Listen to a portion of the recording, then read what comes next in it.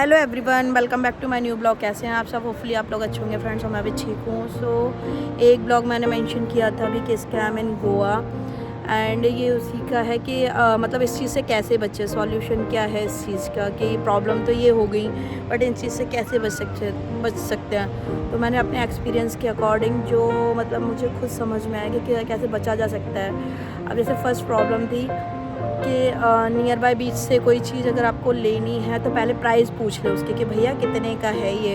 होता है क्या कि जब हम ले लेते हैं ना, फिर वो डिमांड करते हैं तो हम वहाँ से मतलब बैक भी नहीं कर सकते। अब अगर जैसे कुरकुरे का पैकेट था जो मैंने लिया था, तो मैंने तो वो 10 रुपये उस पर प्राइस लिखा था तो वही सोच के ले लिया। बट जब उन्होंने डिमांड की तो अब मैं उसको उनको वापस तो नहीं कर सकती वो कुरकुरे कि भैया नहीं, मुझे नहीं चाहिए, 10 रुपये का ही है ये, तो वही लूँगी। तो होता है क्या है ना, फिर वो जैसे आप चीज़ ले लेते हो उसके बाद में वो डिमांड करते कि इतने का है, तो पहले ही प्राइस पूछ लें, प्राइस कंफर्म कर लें कि भैया कितने का है ये। अगर आपको लगता है कि हाँ ये ठीक है तब आप उसको लें, अदरवाइज़ ना लें। एंड सेकंड चीज़, यहाँ के जैसे मैंने बताया कि शैक है, यहाँ के बागा बीच के शैक हैं जो, अब यहाँ का फिक्स प्राइस नहीं है, कोई 100, कोई 200, कोई 250, कोई 150 ऐसे डिमांड करता है ना। तो उसका क्या सॉल्यूशन कि आप जैसे लेना, अगर किसी ने आपको 100 बोला तो आपको लगेगा कि भाई 250 बोल रहा था, ये 100 बोल रहा है, तो मैं यहाँ पे ले लेती हूँ, मेरे 150 रुपीज़ बचेंगे। बट उससे भी पहले अपना टाइम कंफर्म करें कि भैया कितने टाइम से लेके कितने टाइम तक है। कई बार क्या होता है कि जैसे उन्होंने 100 बोला एंड आफ्टर 15 मिनट ही आपको बोलने लग जाएंगे कि हो गया मैम, या हो गया सर, आपने 100 रुपीज़ में इतनी देर बैठते हैं यहाँ पे। तो वो चीज़ भी आप कंफर्म कर लें कि अगर आपको 150 या 200 बोल रहे हैं तो वो मतलब कितने टाइम के लिए है, वो भी आप कंफर्म कर लें। एंड थर्ड प्रॉब्लम है यहाँ के जो कार्ड वाला स्कीम हो रहा है कि जो आपको रोक के बोलते हैं कि भाई कार्ड ले लो, फ्री में है, या ये वाटर एक्टिविटी कराएंगे, यहाँ विज़िट करवाएंगे, वहाँ विज़िट करवाएंगे। तो उसका सॉल्यूशन ये है कि आप उनको इग्नोर करें, फुल्ली इग्नोर करें, उनकी बात ही ना सुने। अगर आप उनकी बात सुनेंगे ना तो वो आपको कहीं ना कहीं कन्विंस कर लेंगे उस चीज़ के लिए, और आप उस स्कैम में फंस जाएंगे। एंड फोर्थ प्रॉब्लम थी जो टैटू, है ना, क्योंकि कई लोग आते गोवा और यहाँ के टैटू काफ़ी फेमस है यहाँ पे, तो लोगों को टैटू बनवाना पसंद भी है। मुझे पसंद नहीं, वो मेरी पर्सनल है, लेकिन लोगों को पसंद है टैटू बनवाना, है ना, वो बनवाते भी हैं। तो उनसे भी अगर वो बोलते कि 50 रुपये में टैटू, तो उनसे भी कंफर्म कर ले कि भाई 50 रुपये में पूरा टैटू बनाएंगे या इंचेज के हिसाब से बनाएंगे। क्योंकि अगर आप प्राइस नहीं पूछते ना तो वो आपको, जैसे आप उनके में एग्री करोगे कि हाँ भाई बनवाना है हमें, जैसे आप एंट्री करोगे उनके शॉप में, वहीं से उनके प्राइस बढ़ना शुरू हो जाते हैं। वो एक टैटू जो आपको 50 रुपये में बोला था, हो सकता है वो आपको 2000 2500 ऐसे में पड़े, है ना। तो वहाँ पे भी आप प्राइस कंफर्म कर लें। एंड आपका नेक्स्ट स्कैम जो था, जैसे आप कोई भी चीज़ ख़रीद रहे हैं किसी भी शॉप से, तो प्राइस वहाँ पे पहले कंफर्म करें कि भाई इस चीज़ का क्या प्राइस है, और मैं इतना होता है ना कि बार्गेन कर ले आप उस चीज़ को, है ना।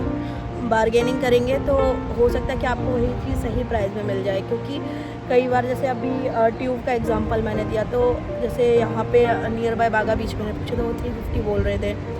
फिर एक ट्यूब ही नहीं, और जैसे आरू की हेयर कटिंग मैंने यहाँ पे आके करवाई। मैंने घर से, मुझे टाइम नहीं हुआ तो वहाँ पे नहीं करवा पाई थी, मैंने यहीं आके करवाई आरू की हेयर कटिंग। तो हमने ना उनसे प्राइस नहीं पूछा, हम तो शॉप में चले गए।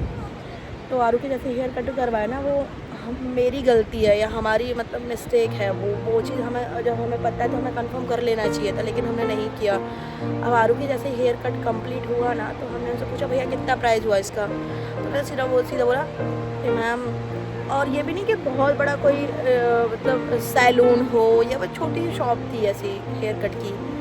तो उन्होंने सीधा सा उसकी डिमांड की 350। तो हमने कहा भैया 350। अब लेकिन क्योंकि वहाँ पे हमारी गलती थी, हमने पहले प्राइस पूछा ही नहीं था उनसे, है ना, तो वो हमको पे ऑफ करना पड़ा 350।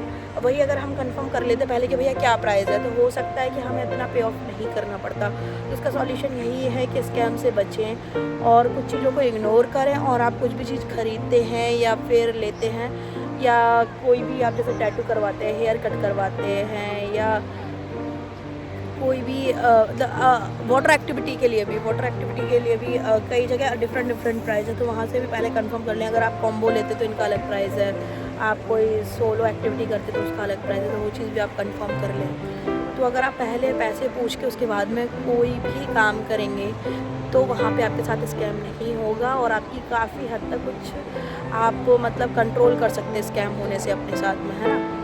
और अगर वही जैसे मैंने गलती की हेयर कट करवाने में, अगर वही चीज़ आप रिपीट करते हो तो आपके साथ भी हो सकती है वो चीज़ जो मेरे साथ हुई।